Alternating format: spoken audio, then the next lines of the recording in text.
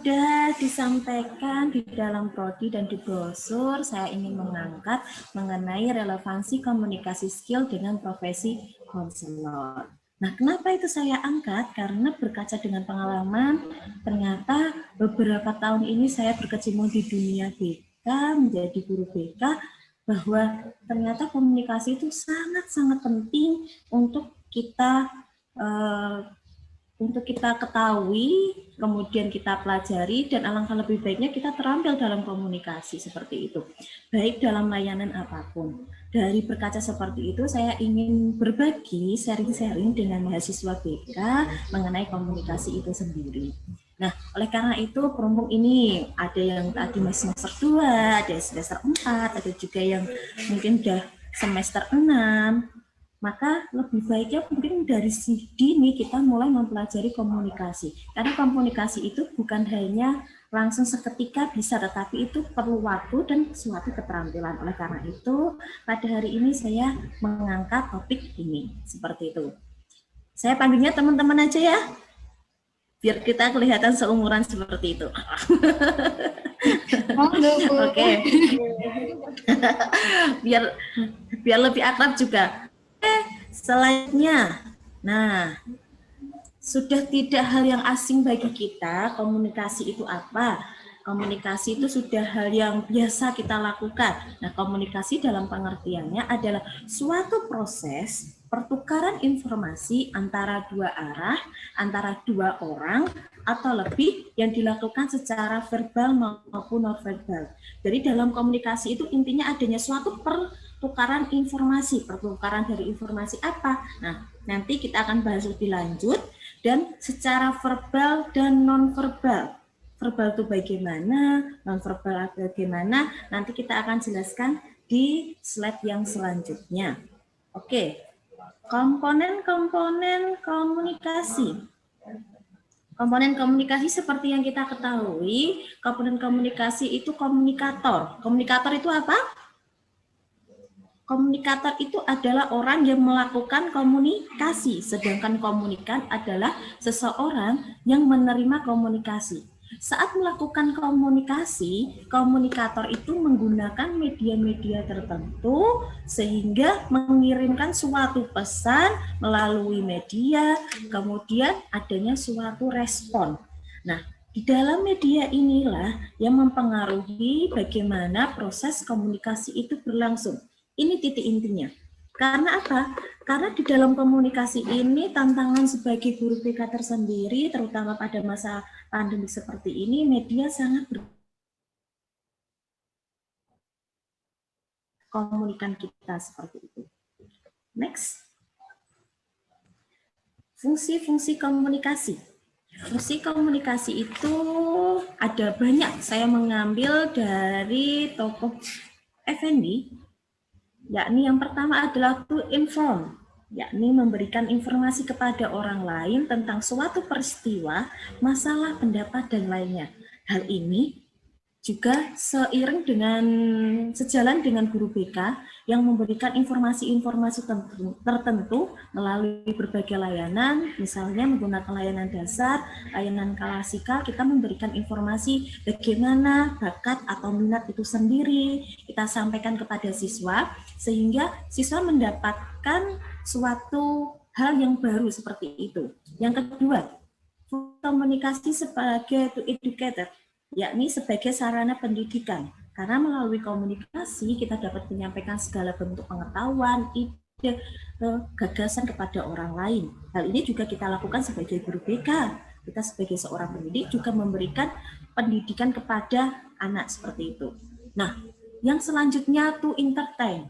Kita ketahui sekali bahwa komunikasi itu bisa membuat penghibur. Contohnya dalam kehidupan sehari-hari secara umum, banyak tayangan-tayangan televisi yang berusaha memberikan komunikasi untuk menghibur kita. Salah satunya misalkan menggunakan ada OVJ dan sebagainya, itu untuk menghibur dari komunikan itu sendiri. Tetapi berbeda dengan guru bimbingan dan konseling. Guru bimbingan dan konseling itu menghiburnya dengan berbagai cara. Salah satunya melalui proses konseling kita bisa menghibur klien kita atau siswa kita dengan cara kita mendengarkan, kemudian ketika mendengarkan apa yang ingin dia sampaikan, membantu memecahkan masalah dan sebagainya. Kemudian yang keempat adalah to influence, saling mempengaruhi. Kenapa mempengaruhi? Nah, ini tugasnya guru BK. Bagaimana cara kita mempengaruhi siswa agar perilaku siswa itu, kalau menurut teori behavior itu, yang salah sesuai menjadi sesuai seperti itu. Jadi perilaku yang baik, bagaimana caranya? Melalui berbagai layanan dalam BK. Nah, mempengaruhinya itu contohnya misalkan kita tahu kalau narkoba itu tidak baik. Kita berikan dampak-dampak negatif dari narkoba, kita sampaikan melalui layanan klasikal contohnya. Kemudian kita pengaruhi bahwa hal tersebut itu baik sehingga tidak dilakukan. Seperti itu fungsi komunikasi yang sudah saya kaitkan dengan profesi kita sebagai profesi konselor. Nah, di dalam komunikasi kita sering sekali menjumpai hambatan komunikasi. Benar apa tidak? Nah, hambatan komunikasi ini. Nah, hal ini kita lihat ya. Hambatan komunikasi ada banyak sekali, saya ambil 5 poin. Yang pertama, menurut bahasa. Karena kita ketahui sendiri bahasa satu daerah dengan daerah yang lain itu berbeda. Contohnya misalkan kita pergi ke Jawa bilang jangan itu adalah sayur, sedangkan bahasa Indonesia jangan itu adalah tidak, seperti itu. Nah, ini menjadi tantangan bagi saya ketika saya mengabdi. Tadi seperti yang Mbak Dewi sampaikan, bahwa saya pernah menjadi guru SM3T. Guru SM3T itu apa? Guru di mana saya menjadi sarjana mendidik di daerah terdepan, terluar, dan tertinggal. Gimana itu saya ditempatkan? Dulu saya ditempatkan di salah satu kabupaten Landak, di Kalimantan Barat, di mana bahasanya itu berbeda dengan bahasa Jawa. Memang mirip-mirip dengan bahasa Indonesia, tetapi ada beberapa hal yang berbeda seperti itu. Nah, nanti kalau mau sharing-sharing mengenai pengalaman saya di SM3T, nanti setelah saya memberikan materi ini, nanti kita bisa sharing pengalaman saya waktu saya mengabdi di SM3T karena dari sana saya mendapatkan banyak pelajaran terutama mengenai komunikasi itu sendiri. Yang kedua, kita masuk lagi ke hambatan komunikasi.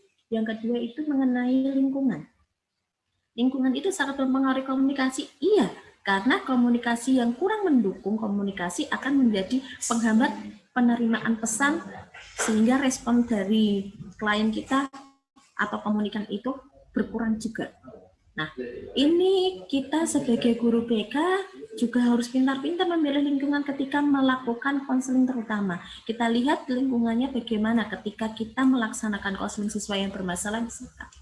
Kita jangan sampai mengambil di tempat umum, ataupun jangan sampai kita misalkan kita dipanggil, Bu minta tolong ini anak ini bermasalah, harus kita menangani siswa di ruang guru yang dilihat banyak guru. Nah, itu alangkah lebih baiknya kita lihat situasi, lebih baiknya kalau ada ruangan konseling khususnya, alhamdulillah. Kalau enggak di ruangan BK, di mana pada saat ruangan BK sedang kondusif, tidak ada pihak kedua, 3, 4, 5, dan sebagainya, seperti itu.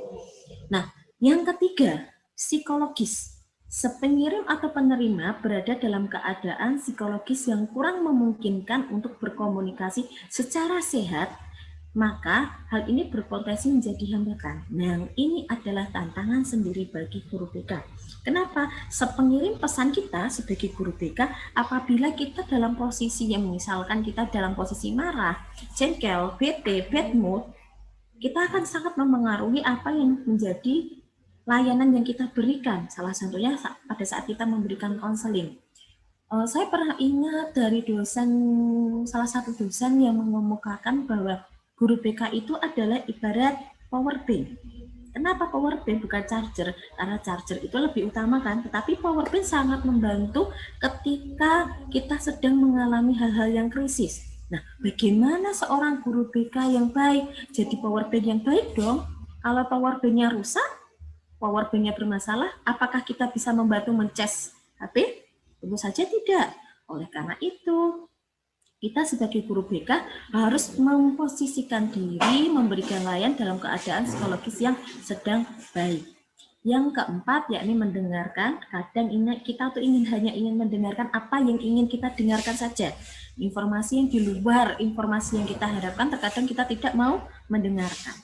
Selanjutnya, sinyal nonverbal yang tidak konsisten. Nah, ini tantangan sendiri ketika kita sedang proses daring, cybercounseling dan sebagainya. Kita tidak tahu bahwa kondisi real klien kita itu bagaimana.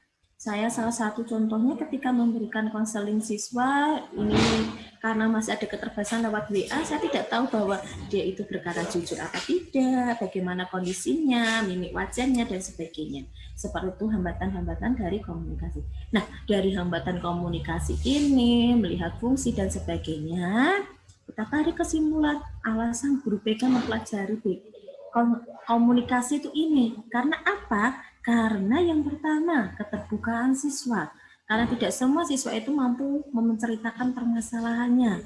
Tidak semua siswa itu percaya dengan guru BK. Stigma di masyarakat, guru BK itu masih menjadi polisi sekolah. Oleh karena itu, kita harus menghilangkan stigma itu. Bagaimana caranya?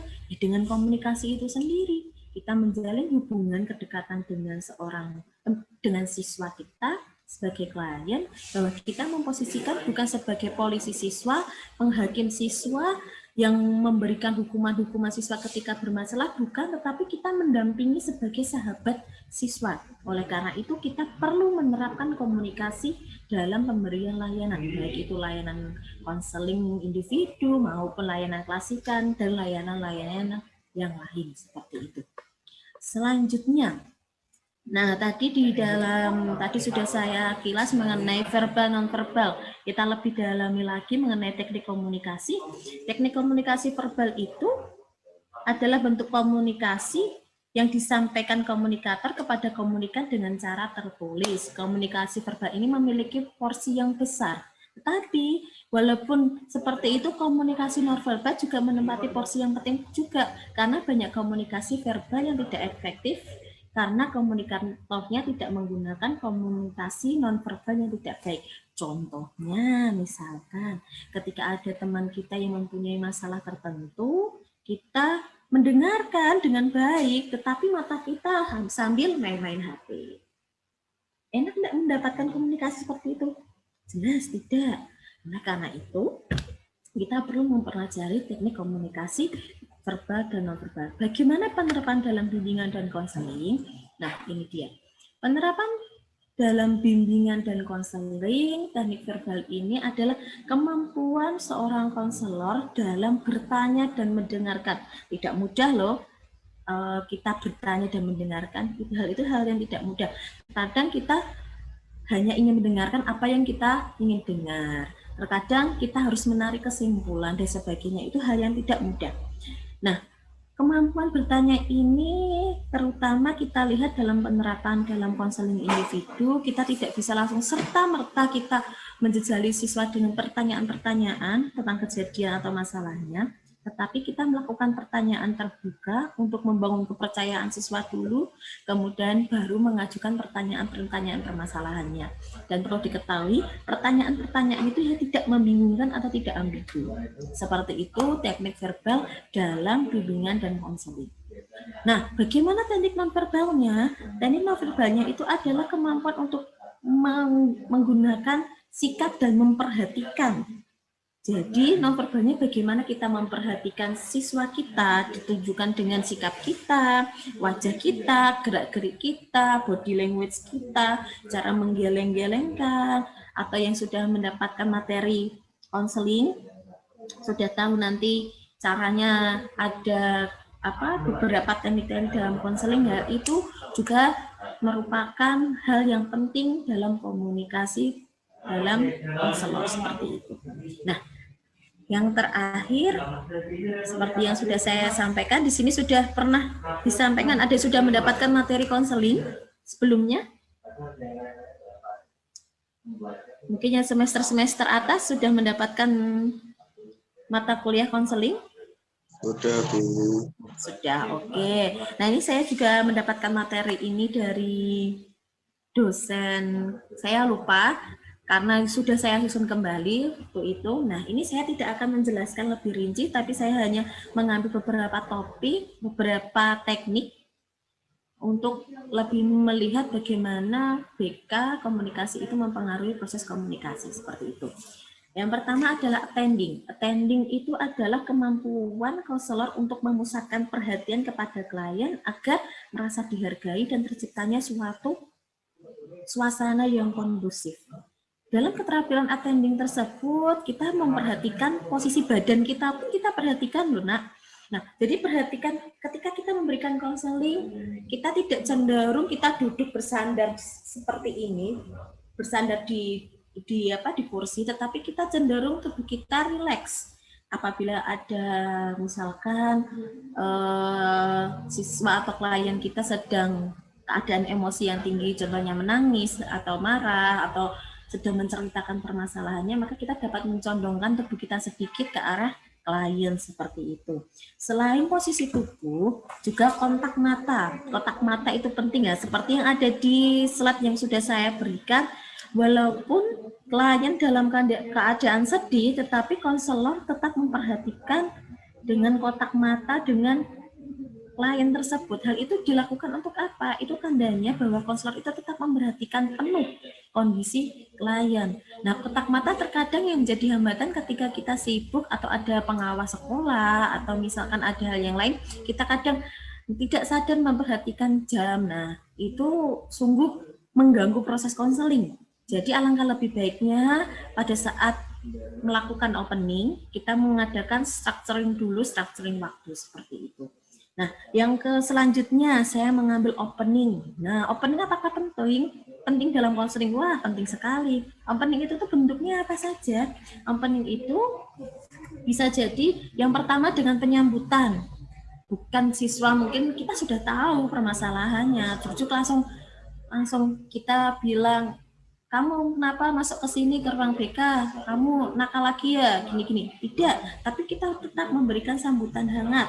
Kita memberikan senyum, kita persilahkan duduk anak nyaman, kemudian kita berikan pembicaraan atau topik netral. Kita tanya, saya seringnya ketika saya sedang melakukan konseling, saya memanggil anak ketika jam pelajaran, topik netralnya saya tanya, hari ini pelajarannya apa? Tadi pelajarannya apa? Seperti itu. Terus kemudian gurunya siapa? Sulit tidak mengerjakan matematika? Tantangannya apa? Kemudian baru masuk ke jembatan. Nah, karena ini tadi pelajarannya Pak Joko, kalau boleh tahu, misalkan Sartika ingin tahu ada permasalahan apa atau ada hal yang ingin dibicarakan dengan Bu Tika, seperti itu. Jadi di dalam opening itu sangat mendukung nanti kita di mana melakukan proses konseling selanjutnya seperti itu. Nah, ada paraphrasing, ada reflection of feeling, ada summary, dan ada masih banyak lagi teknik-teknik dasar komunikasi konseling, nanti bisa dijelaskan oleh Bapak Ibu dosen atau bisa ditanyakan kepada beliau ketika mata kuliah ya, lupa saya, mata kuliah selanjutnya seperti itu. Nah, tetapi ini saya mau mengambil lagi ya, mungkin ada yang bertanya, kenapa ada silent di dalam proses komunikasi? Komunikasi kok ada silent? Ya, silent itu juga dibutuhkan ketika proses konseling berlangsung. Contohnya yang ada di dalam gambar, itu salah satunya, ketika klien sedang dalam puncak emosi, kita tidak langsung bertanya, kenapa Anda menangis? Tidak, misalkan seperti itu. Tetapi kita berikan waktu, diam sebentar, sejenak, kita berikan waktu agar klien kondisi stabil terlebih dahulu, baru kita tanggapi mengapa Anda menangis. Kalau boleh tahu mengapa Anda menangis. Saya rasa Anda sangat bersedih dalam keadaan ini, dan sebagainya. Banyak-banyak kata-kata yang lain yang bisa disampaikan, tetapi silent itu perlu sekali dilakukan ketika kita melihat kondisi klien seperti itu. Nah, itu yang bisa saya sampaikan mengenai bagaimana hubungan antara keterampilan komunikasi dalam pelayanan BK kita, khususnya sebagai seorang konselor, seperti itu. Nah, silakan Mbak Dewi, monggo, mungkin ada teman-teman yang mau bertanya atau menanyakan mengenai materi yang sudah saya sampaikan, ataupun ada yang bertanya mengenai pengalaman waktu saya mengikuti SM3D, monggo saya persilahkan karena saya lebih lebih nyaman nanti ketika ada yang bertanya seperti itu. Jadi saya tidak menyampaikan banyak materi seperti itu. Silakan Mbak Dewi. Baik, Ibu, terima kasih. Ayo teman-teman, kameranya di-on kan? Siapa yang mau bertanya, silakan.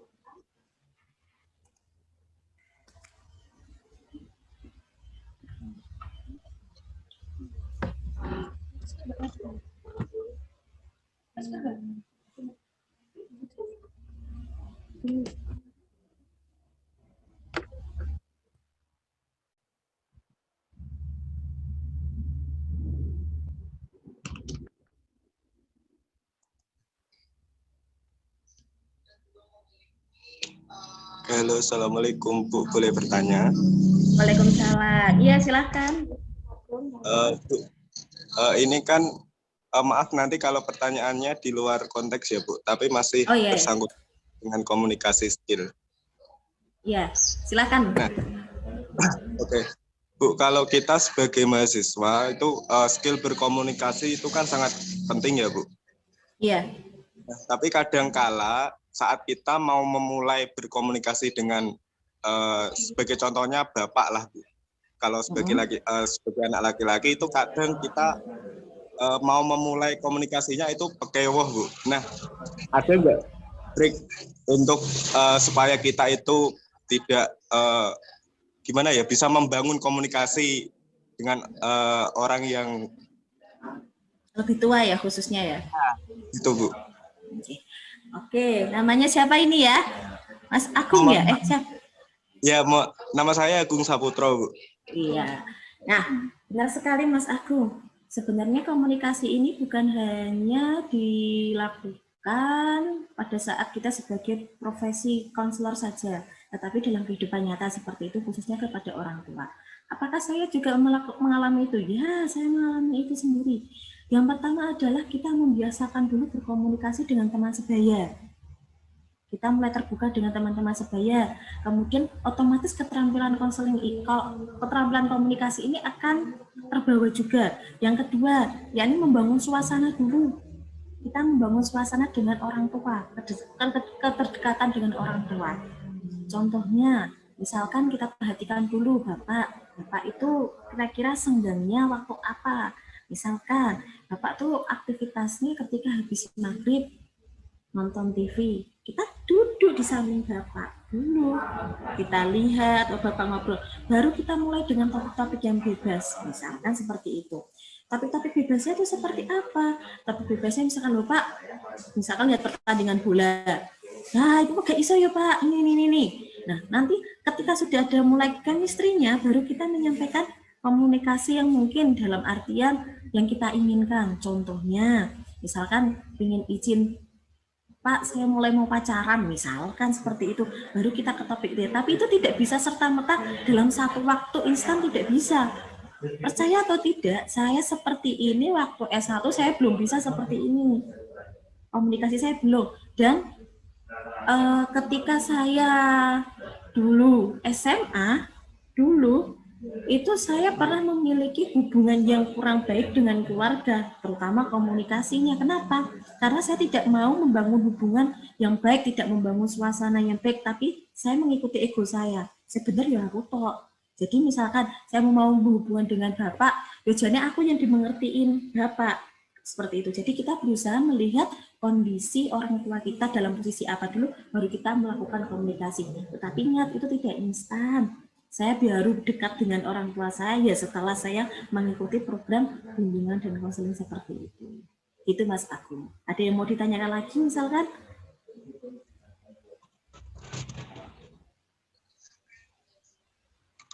Kalau untuk Bu, mohon maaf ya Bu. Iya. Itu tidak berlaku saat kita berada di lingkungan baru nih. Misalnya kan Ibu kan kuliahnya di Kudus, terus nanti ke luar kota, itu apakah bisa memakai trik seperti itu Bu? Iya, jelas saya memakai trik itu. Kenapa? Contohnya, ketika bukan hanya saya kuliahnya di Kudus, ini saya sedikit cerita, saya kuliahnya di Kudus, rumah saya di Kudus. Kemudian saya tiba-tiba merantau langsung jauh di Kalimantan Barat, di mana di sana saya ditempatkan sendiri daerah terpencil, dan saya harus berkomunikasi baik dengan orang-orang sana. Kenapa? Nanti kalau saya sakit saya minta tolong siapa? Saya kebutuhannya bagaimana seperti itu. Jadi di sana saya berusaha melihat orang sana itu sukanya bagaimana ya. Terus kemudian bagaimana komunikasinya ya. Oh, saya pada saat itu di SMP, sehingga saya kecenderungannya lebih mudah mendekati anak-anak SMP. Saya dekati dengan mereka. Mereka biasanya mencari daun ubi untuk makan, saya ikut mengikuti daun ubi. Kemudian saya setelah mulai ada kedekatan akrab, baru saya mengkomunikasikan, baru memberikan pendekatan-pendekatan ke mereka, terutama ketika di sana kan kebanyakan non muslim ya. Ketika saya ingin menyampaikan di sana ada beberapa muslim yang tidak bisa membaca Al-Fatihah saja tidak bisa, saya melakukan pendekatan itu dulu, baru saya mengajarkan mereka tentang agama seperti itu. Dan hal itu bisa dilakukan dimanapun, apalagi kalau ini sekarang saya merantaunya di Kragan, itu bukan hal yang mudah lagi, tapi yang tidak sulit lagi, karena ketika masih dalam satu budaya, ketika di luar budaya, hal itu sangat mempengaruhi. Jadinya kita harus melihat kondisi sana dulu, jangan ego kita dulu. Kita melihat bagaimana kondisi komunikan dulu, kita baru melakukan komunikasi. Seperti itu, Mas Hakim. Terima kasih, Bu. Iya, sama-sama. Silakan siapa yang mau bertanya lagi atau mau tanya-tanya hal yang lain, pengalaman-pengalaman saya persilahkan loh. Silahkan, yang mau bertanya. Ibu, saya mau tanya. Saya mau Iya. Ya. mungkin Iya. ini juga agak melenceng dari materi ya, Bu. Kalau Iya. saat presentasi itu biasanya banyak menggunakan filler word seperti iya seperti itu. Nah, kalau cara dan trik khusus tersendiri dari Ibu untuk mengurangi kata-kata atau filler word tersebut gimana, Bu? Terima kasih. Kalau saya dulu mengurangi itu memang banyak latihan. Nggak bisa kita, jadi contohnya seperti ini ya, hari ini itu pun karena saya sudah lama tidak ngomong di depan umum, ini saya anggap di depan umum, tidak ngobrol dengan siswa langsung karena di dalam pandemik ini saya hanya memberikan materi karena keterbatasan, kalau memakai Zoom juga keterbatasan siswanya, sehingga saya berlatih dulu ketika presentasi. Contohnya pada malam tadi saya membawa bahan materi saya, kemudian saya mulai belajar ngomong lagi. Maksudnya saya pura-puranya saya menerangkan di depan kalian. Nah, begitu juga saya alami ketika saya dulu waktu kuliah, saya di depan cermin. Kalau sekarang mungkin saya sudah mulai terampil. Kalau dulu masih di depan cermin, Mbak. Saya di depan cermin, terus saya pura-puranya presentasi. PPT-nya saya print, kemudian kata-katanya saya beri tanda. Karena apa? Karena saya untuk meningkatkan rasa percaya diri saya. Kenapa kata-kata seperti itu? Itu muncul karena apa? Karena kita kurang percaya diri pada kemampuan kita. Ketika kita sudah percaya diri, penampilan saya ketika mau berangkat, saya berkaca dulu, saya sudah siap. Materi tadi saya pelajari. Berarti saya sudah siap. Itu sedikit mengurangi kata-kata itu pada saat itu. Tetapi ketika kita berlatih sekali, 2 kali, terus-menerus, insya Allah keterampilan itu akan muncul. Dan kata-kata seperti, dan apa, itu, mungkin akan hilang seperti itu. Yang saya lakukan itu, tapi saya belum bisa menghilangkan kata-kata seperti itu. Kadang saya sering mengucapkan kata-kata seperti itu. Mungkin itu sudah menjadi pembawaan. Kalau menghilangkan full, perlu banyak belajar dan pengalaman. Gitu. Contohnya tadi malam saja, saya harus belajar lagi. Ngomong di depan umum, walaupun saya ngomong di depan HP ya, saya ngomong di depan HP menerangkan seperti itu. Dan kalau presentasi, alangkah lebih baiknya disiapkan materi, mantapkan kondisi kamu, baru bismillah, insya Allah kata-kata itu akan sedikit demi sedikit hilang. Seperti itu, Mbak Maulana. Gimana? Ya, Ibu, terima kasih. Oke. Silakan yang mau bertanya lagi.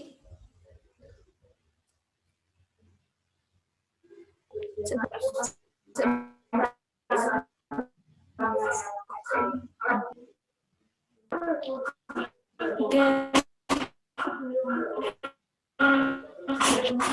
Assalamualaikum, bertanya Bu. Iya, waalaikumsalam. Dengan siapa ini? Saya Lia Ameliani Oh, Lia, yang dari ya? semester 6. Ya. Ini pertanyaannya saya berkaitan dengan Mas Agung dan Mbak Maulana tadi ya Bu. Kita Ya. kan sebagai calon guru BK kita harus pandai untuk berkomunikasi dan untuk memulai komunikasi sendiri. Sedangkan dari saya sendiri itu dan dari teman-teman juga itu ada yang sering pakai wah dan izin Malu-malu gitu loh Bu. Terus ulangin lagi.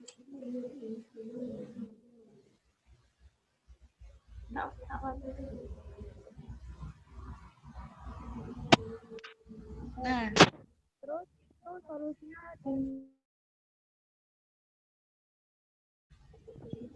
terima kasih Bu. Oke, kalau bisa karena jaringannya agak putus-putus, ini saya ulang pertanyaannya ya. Kalau nggak salah seperti ini ya. Bagaimana cara memulai komunikasi sedangkan kita tuh sering ewoh-pekewoh, Ya. dan sedangkan kita sering malu-malu karena mungkin itu memang kepribadian kita. Mungkin salah satunya seperti itu ya. Iya, Nah, Bu. Betul. betul. Nah, bagaimana caranya? Yang pertama, kalau saya sendiri dulu, saya bertekad kalau saya seperti ini terus, saya nggak bisa punya apa-apa. Kalau flashback-nya, dulu saya itu adalah, kalau mungkin banyak siswa yang sudah saya ceritakan itu nggak percaya. Saya adalah anak SMP, anak SD, di mana saya adalah anak yang dibully. Karena memang saya dulu pendek dan kurus seperti itu, dibully. Jadi saya tuh cenderung pendiam, nggak punya teman. Ada dan tidak ada saya itu kelihatannya hal yang yang biasa seperti itu. Oleh karena itu, saya mulai bertekad ketika saya mengambil jurusan BK, saya mulai bertekad kalau saya seperti ini terus, saya terus jadi apa? Saya ingin punya teman. Nah, caranya bagaimana? Saya membina hubungan yang baik. Contohnya saya sedikit menghilangkan rasa ewa-pekewa itu, memang saya harus hilangkan. Contohnya misalkan kalau sampai sekarang pun saya masih ewa-pekewa sama teman masih, tetapi saya menghilangkan atau saya bercanda dulu kepada mereka, saya bina hubungan itu dulu kepada mereka, saya tanya kalau memulai dengan topik-topik netral dulu, contohnya misalkan ketika saya berada di lingkungan baru ini, nah jenengan itu guru apa Bu? Saya gitu. Guru ini. Baru tanya, oh jenengan juga perantauan juga ya Bu? Terus baru kita ceritakan tentang diri kita. Kalau kita ya bertanya terus, mereka kurang nyaman. Sangat seperti itu. Jadi kita juga ada komunikasi timbang balik. Misalkan kita bertanya sama teman kita sungkan mau bertanya sama mereka. Nah, padahal kita butuh mereka, kasarnya seperti itu. Maka kita harus mengalahkan ego kita. Kita mulai bertanya kepada mereka. Misalkan jawabannya, wah aku disengai ya, nah, itu resiko. Kita tidak perlu langsung selesai tidak, tapi kita mungkin dia tidak bisa dijak komunikasi, kita komunikasikan kepada orang yang lain lagi, seperti itu. Selama segini alhamdulillah, seperti yang kemarin saya hanya mengabdi di MA Muhammadiyah 8 bulan saja, alhamdulillah penerimaan siswa-siswa di sana baik. Karena apa? Saya berusaha mendekati mereka dulu.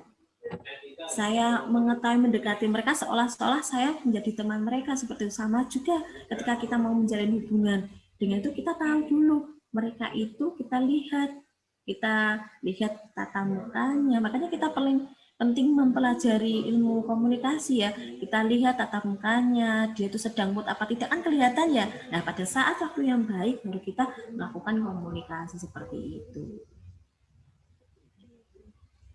Baik, terima kasih Bu. Jadi kita harus mempunyai tekad ya Bu ya untuk memulai komunikasi dulu gitu. Iya, kita harus punya tekad dulu. dan disesuaikan dengan suasananya juga ya, karena terkadang orangnya mungkin banyak pekerjaan, kemudian kita malah nyisipi dengan ngobrol, nah itu nanti menjadi bumerang buat kita sendiri seperti itu. Baik, Terima terima kasih kasih. Bu. Iya, sama-sama. Terima kasih Mbak Lia. Oke, selanjutnya yang mau bertanya silahkan. Ya monggo yang mau tanya tentang pengalaman saya SM3T atau ada yang tahu SM3T itu sendiri. Kalau sekarang SM3T sekarang udah hilang, udah selesai. Jadi belum ada kesempatan untuk SM3T lagi gitu. Ada yang tahu SM3T itu apa sih Bu? Atau tanya hal-hal yang lain, saya persilakan. SM3T. SM3T itu apa Bu? Nah, SM3T itu sarjana mendidik di daerah terdepan, terluar, dan tertinggal. Tetapi pada kondisi lapangannya, ternyata kita para peserta tidak hanya menemukan 3T aja. Ada yang sampai 7T, terpencil iya, terpelosok iya, terdalam iya, tidak ada sinyal, tidak ada apa-apa di sana pun iya, seperti itu. Nah, kami selama 1 tahun mengabdi di sana, mengajar, kemudian setelah itu baru kita break selama 6 bulan menunggu ajaran baru, kemudian kita baru melakukan pendidikan profesi guru, melakukan PPG seperti itu. Dan di sana kita harus pintar-pintar berinteraksi dengan orang sana, karena kebanyakan teman-teman saya itu ditempatkan di sekolahan itu hanya 1 orang, 2 orang seperti itu. Dan kondisinya ada beberapa yang sampai terpencil ke kota itu hanya ketika penempatan saja seperti itu. Ya Bu, baik Bu. Terima kasih penjelasannya Bu. Iya, terima kasih sama-sama Mbak Dewi. Gimana yang lain? Yang lain siapa yang mau bertanya?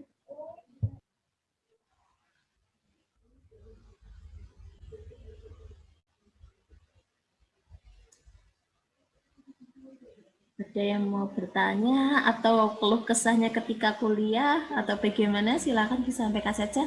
Namanya jika ini angkringan ya Mbak ya, saling berbagi, monggo.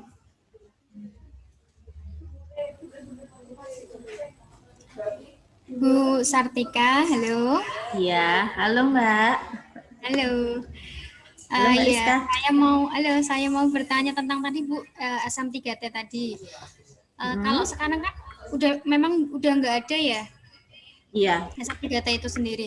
Apakah ada program lain selain SM3T supaya kita sebagai seorang konselor atau BK atau guru BK bisa menyalurkan ilmu-ilmu kita tentang ke-BK-an atau enggak ya kira-kira?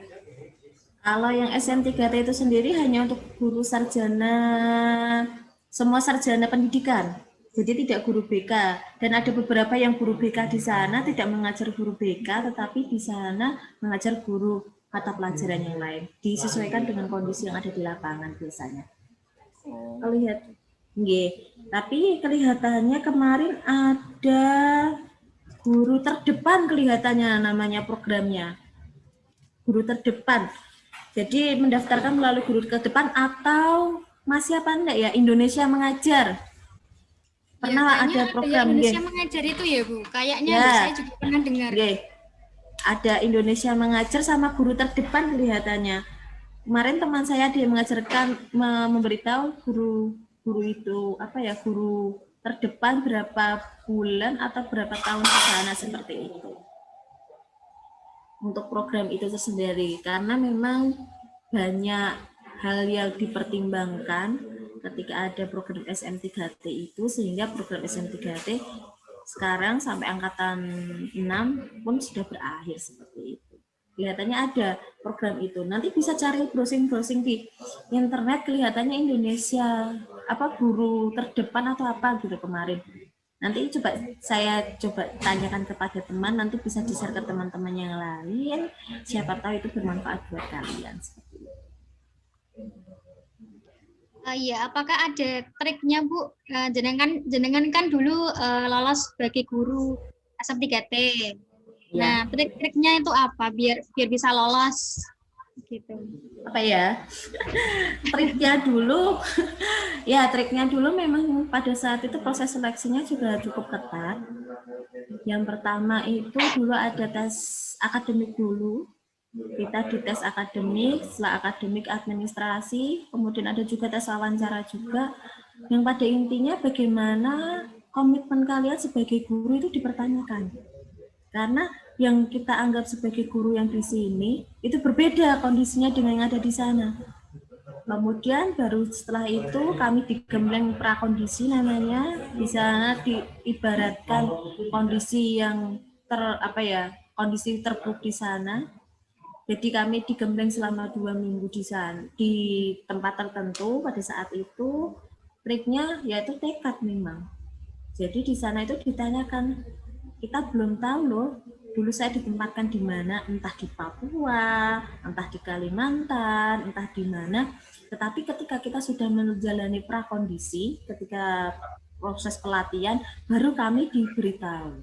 Seperti itu. Jadi memang triknya adalah yang pertama adalah tekadnya dan komitmen kalian sebagai guru itu nanti dipertanyakan. Seperti itu.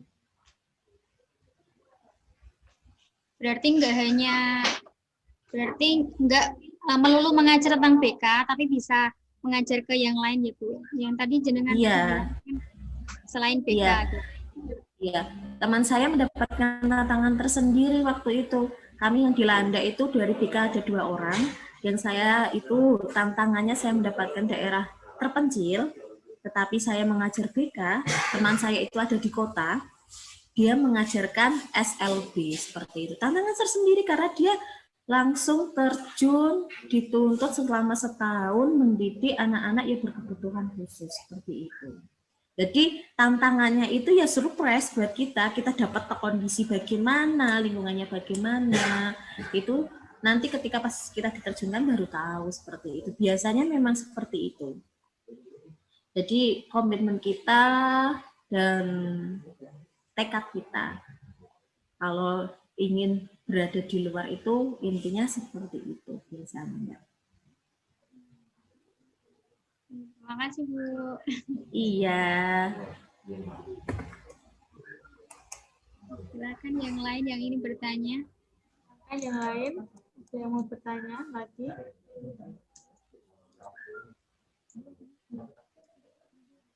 Silakan yang mau bertanya. Yang Mas.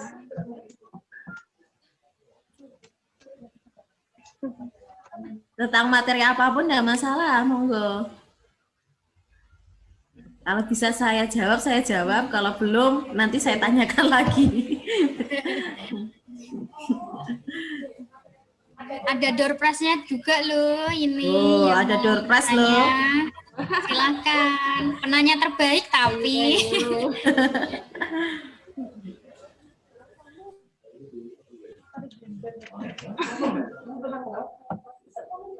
Relevansi communication skill profesi consumer. Ya, monggo. Silakan. Halo. Halo. Halo. Nama saya Ahmad Abdul Wahid. Iya. Bertanya Bu. Ya monggo. Saya panggil Ahmad, Abdul atau Wahid? Wahid Bu. Wahid. Oke Wahid. Bagaimana Wahid? Kan saya kemarin Iya. tawaran dari Hima kan Bu untuk mengisi kegiatan materi gitu Bu. Tapi saya masih kurang bagus gitu Bu untuk dalam menyampaikan materinya. Terus ini bagaimana ya Bu untuk biar kita pede untuk menyampaikan materi yang kita sampaikan seperti itu Bu. Oke, kalau saya sendiri, saya pede menyampaikan materi ketika saya membuat materi tersebut itu menarik. Saya belajar, waktu dulu saya kuliah, saya seringnya memakai PPT ya, PPT biasa. Saya pelajari materi saya, kemudian setelah saya pelajari, saya ambil inti-intinya. Ingat, materi atau PPT atau presentasi yang kita berikan itu bukan banyaknya copy paste saja, tetapi kita ambil inti-intinya. Nah, bagaimana cara mengambil inti-intinya? Ya kita pelajari dulu. Kalau kita berusaha mempelajari materinya, kita nyaman materinya tersebut pada diri kita insya Allah bisa menyampaikan dengan enak dan enjoy. Nah, salah satunya seperti yang saya buat, materi yang saya buat itu, saya setelah jadi pun saya akan berlatih dulu, biar saya pede ketika saya sudah menyampaikan materi tersebut. Jadi materinya jangan hanya ambil misalkan ya dari makalah, kemudian kita copy, paste, kita buat PPT. Alangkah lebih baiknya itu dihindari. Jadi kita pelajari, kita ambil bagian inti-intinya, kemudian di intinya itu kita tuangkan ke dalam PowerPoint kita seperti itu. Atau kalau tidak, kita buat catatan sendiri terkecil, catatan sendiri, terus kita tulis tangan. Kenapa tulis tangan? Karena daya ingat ketika kita membaca melalui print-printan itu lebih bagus ketika kita menulis tangan sendiri, karena kalau menulis tangan sendiri paling tidak kita membaca lebih dari satu seperti itu. Kalau saya sih seperti itu biasanya. Kemudian setelah saya ambil inti-intinya materi saya, kalau misalkan masih kurang paham, kita tanya kepada narasumbernya dulu. Misalkan kita tanya di dalam buku ya, kok materinya kok angel yo iki yo, cari di internet. Masih susah lagi, kita juga tanya kepada teman. Kalau kita sendiri tidak paham akan materi kita, saya jamin kita sampaikan materi ke orang lain juga kurang enjoy, sehingga kurang klik di hati komunikan kita, kurang klik, kurang bisa dipahami seperti itu. Jadi kita pelajari dulu, buat inti-intinya, buat media yang menarik. Sekarang pakainya menggunakan apa kalau kalian? Biasanya menggunakan PPT kah atau apa? Kalau membuat presentasi? PPT, Bu. PPT. Nah, sekarang itu PPT banyak yang menarik ya tema-temanya ya. Jadinya bisa Iya, Bu. dicari. Nah, ataupun sudah pernah menggunakan Canva? Iya, Bu. Canva. Ya. Canva tapi menggunakan presentasi ya. Nah, di sana itu kalian ada banyak tema, kemudian tinggal mengganti materinya saja, mengganti gambarnya, itu bisa menarik. Kalau kalian pede dengan materi kalian, kalian pede dengan apa yang kalian ingin sampaikan, insya Allah nanti akan lebih mempermudah. Tapi memang, Bu, saya kok kemarin gagal ya, Bu, nggak begitu lancar. Kamu baru melakukan berapa kali? Kalau 1 kali gagal, is oke, wajar. Tapi 1 kali, 2 kali, 3 kali. Karena apa? Hal tersebut itu bukan seperti belajar 1 ditambah 1 sama dengan 2, bukan. Tetapi adalah suatu keterampilan. Keterampilan itu tidak bisa hasilnya dilihat secara instan, tetapi perlu proses seperti itu. Dilatih gitu. Iya, perlu dilatih seperti itu, Mas. Ini kelihatannya pada kumpul ini kelihatannya pada kumpul di perpustakaan BK ya? Iya, Bu. Saya karena apa, saya lihat itu saya sangat familiar di perpustakaan BK karena saya sempat juga mengabdi di sana sebentar pada waktu dulu. Jadinya saya lihat kok rak-raknya saya enggak lupa ada rak skripsi seperti itu. Ternyata memang benar. Tapi sekarang jauh lebih bagus ya. Iya, Bu, baru direnovasi ini. Baru direnovasi, alhamdulillah. Kapan-kapan pingin sekali saya main ke sana nih. Bagaimana perubahannya yang di sana? Nanti kalau pandemi sudah berakhir, siapa tahu ada kesempatan untuk main ke sana. Nah, monggo yang mau bertanya lagi.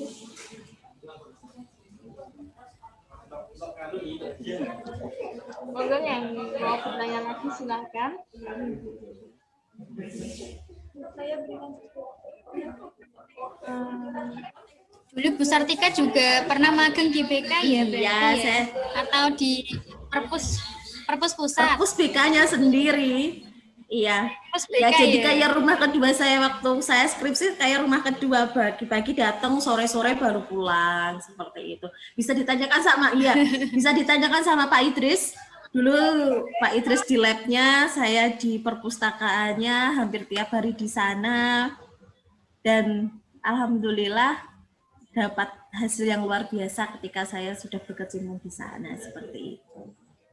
Mungkin entah masih ada atau enggak skripsi saya di sana, pokoknya lihat saja skripsi tertebal itu adalah skripsi Sartika Juniningrum. Masih banyak, Bu. Masih ada maksudnya. Bahkan laporan PLP aja masih ada setebal itu. Ya, entah itu saya khilaf apa, pokoknya saya baru menyadari ternyata saya ngoyo banget ya waktu kuliah ya. Sampai laporan-laporannya itu luar biasa tebalnya, Masya Allah. Entah sekarang itu bagaimana gitu. Masih ada. Masih tersimpan dengan baik. Oh, terima kasih. Yuk, siapa lagi yang mungkin mau tanya-tanya atau sharing-sharing? Monggo. Silakan. Bu mau bertanya. Iya, monggo. Bu, kan nantinya kita sebagai mahasiswa akan melaksanakan PPL di sekolah-sekolah. Iya, betul. Pastinya saat memulai pembicaraan pertama dengan para siswa pasti adanya rasa canggung. Ketika kita sudah menyesuaikan dengan suasana kelas, namun siswa-siswa tersebut kurang aktif. Jadi saat kita ingin memulai sesuatu, jadi canggung gitu Bu. Soalnya tidak ada respon balik dari siswa-siswa tersebut. Jadi apa yang harus kita lakukan agar terjalin komunikasi yang baik gitu antara kita sebagai PPL dan siswa gitu Bu. Terima kasih. Ya, kembali kasih. Nah, seperti ini.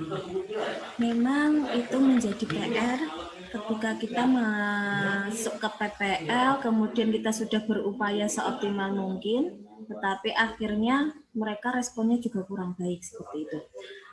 Nah, kalau sudah seperti itu, kita coba gali minat mereka tuh sebenarnya ke hal yang apa sih seperti itu. Kita cari minatnya itu ke hal-hal yang apa. Kemudian kalau kita belum bisa melihat secara keseluruhan dalam satu kelas, kita jalin kedekatan dulu beberapa siswa. Dalam artian yoga PDKT ya, PDKT cari masa ya bukan.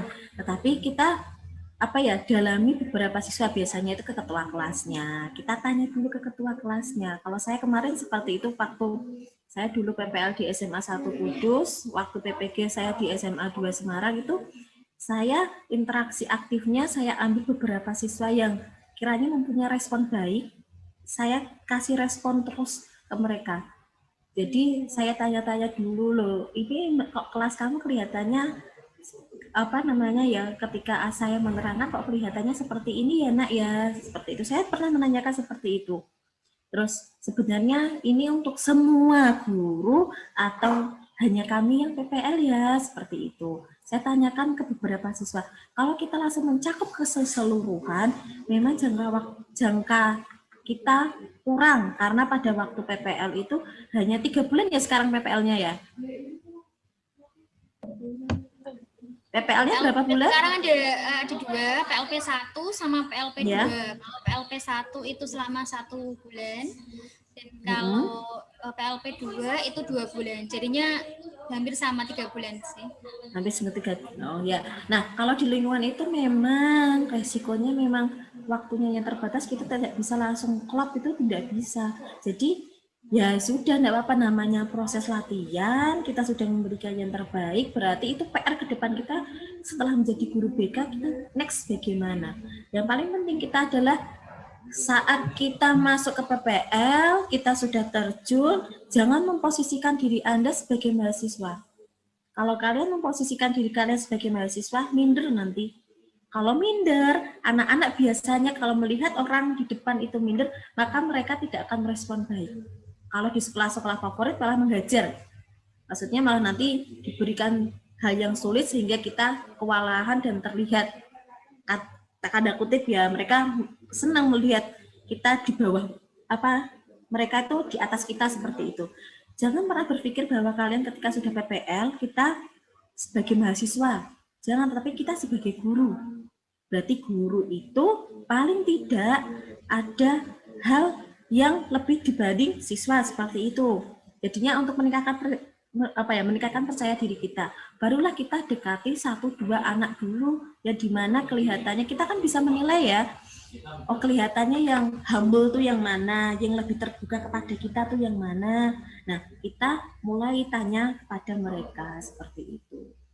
Jadi kalau dalam waktu yang sesingkat itu kita langsung bisa menerjuni semua siswa memang susah. Jadinya kita beberapa siswa dulu kita tanyakan, kita gali keinginannya itu seperti apa. Kalau dulu waktu saya PPL, saya buat yang saya berikan itu adalah hal-hal yang menarik sehingga mereka juga tertarik seperti itu, Mas. Mas Ramadan ya tadi ya.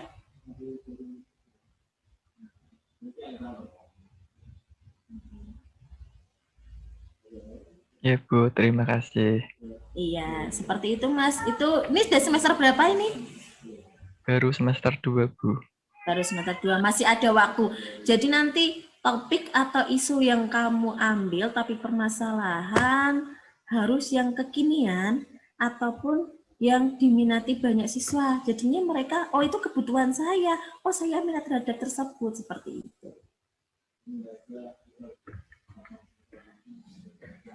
Oke, gitu Mas Ramadan. Ada yang ditanyakan lagi enggak Mas Ramadan? Sudah Bu, alhamdulillah. Makasih Bu. Iya, sama-sama. Oke, yang mau tanya. Selamat datang Pak Sus. Assalamualaikum Pak Sus.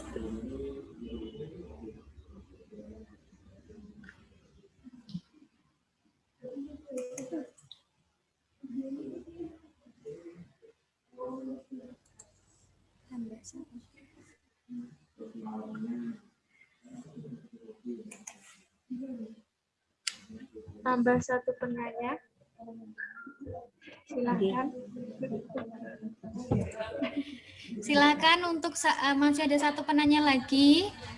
Ya, masih diberi kesempatan untuk bertanya pada Bu Sartika atau mau sharing tentang apa, silakan. Halo Pak Sus. Bagaimana kabarnya Pak Sus? Nah, ini dosen paling ces. Alhamdulillah. Alhamdulillah. Iya, mahasiswa paling ces gitu. Terima kasih Pak Sus. Aduh. Ces apanya Pak? Kami itu kan keluar Pulau Jawa, daerah terluar, tertinggal, terdepan, termiskin, terbusuk-busuk. Enggak Pak. Barangnya Jawa yang boleh terjauh. Enggak, alhamdulillah. Ternyata jodohnya di sini Pak Sus jadinya. Oh iya. Enggak. Alhamdulillah sama beliau saya masih berhubungan baik dengan beliau. Terima kasih dukungannya selama ini Pak Sus. Ya, masih untuk praktek Pak, untuk kelompoknya. Kelompoknya tapi mungkin banyak yang tidak kenal Pak, karena saya sekarang sudah tambah genjut. Enggak, itu bukan gendut, itu bukan gendut itu namanya. Enggak Pak Sus. Ya. Oke, dilanjutkan silahkan. Enggak Pak Sus, matur suwun. Nggih. Silakan, monggo yang mau bertanya. Tadi diberi kesempatan, masih ada satu penanya lagi, monggo.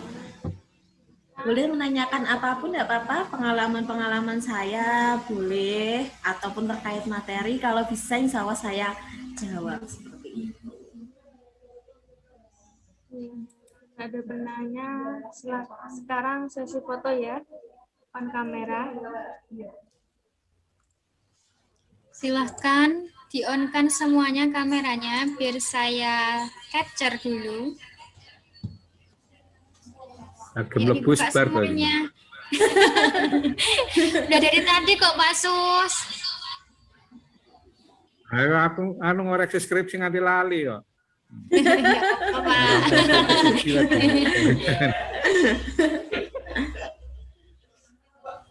Ayo silakan dibuka Anindri, Dewi, Siti Zana, Nafisa. Nafisa, Jumanto, Ahmad Jumanto.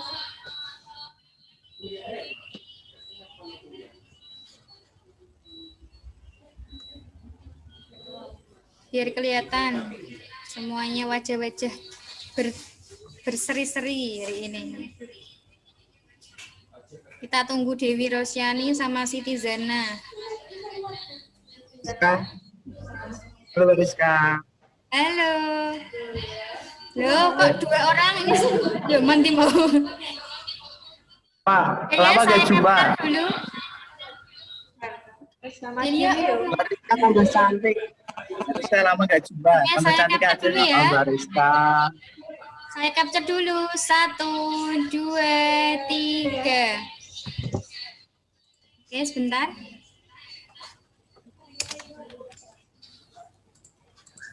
Oke, lagi.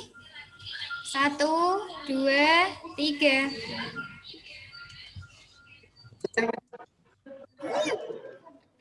Tarik dulu deh, musik. Ada lagi. Gaya-gaya bebas nggak apa-apa. 1, 2, 3. Halo semuanya. Oke, terima kasih. Oke, terima kasih. Aku aja itu. Nggak boleh. Kamu nggak boleh. Oke. Berarti sudah tidak ada penanya ya Mbak Dewi ya? Saya kasih penutup sebentar, nanti bisa Mbak Dewi akhiri seperti itu, nggih.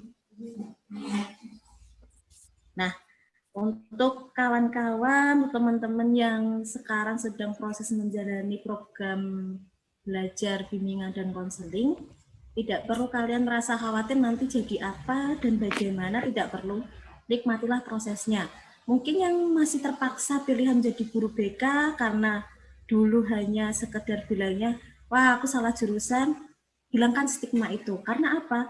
Ilmu-ilmu BK yang kita dapatkan di dalam proses kuliah itu sangat bermanfaat dalam kehidupan sehari-hari.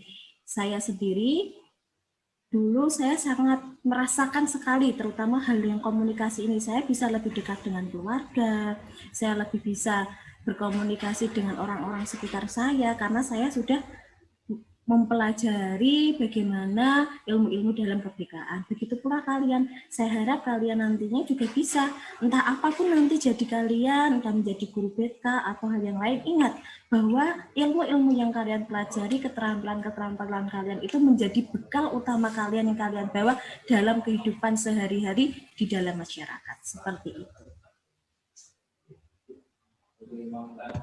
Oke Bu, masih. Jadi dapat kita simpulkan, kita harus sering-sering berlatih dan mempunyai tekad untuk berkomunikasi dengan orang lain. Tetapi juga tidak lupa kita harus menyesuaikan keadaan. Selain itu, kita selalu berbuat baik dimanapun kita berada. Karena sesuatu saat kita pasti akan membutuhkan orang lain tersebut.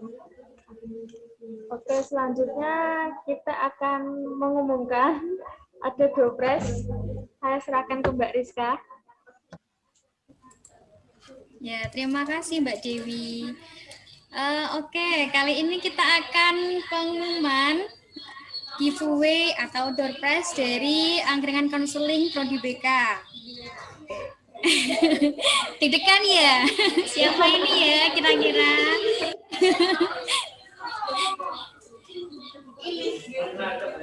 Ayo siapa kira-kira ya? Siapa? Siapa kira-kira ya? Saya Mbak Rizka, saya. Kamu aja lagi join loh, baru join loh.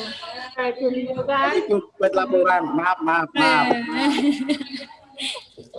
Oke, selamat kepada Mbak Maulana Wihartanti. Alhamdulillah, menang. Nanti door prize-nya bisa diambil di Perpus BK ya. Oke, ada lagi ya, kurang satu. Ada 2 door prize-nya. Yang satu tadi Mbak Maulana Wihartanti. Yang kedua siapa ya? Siapa?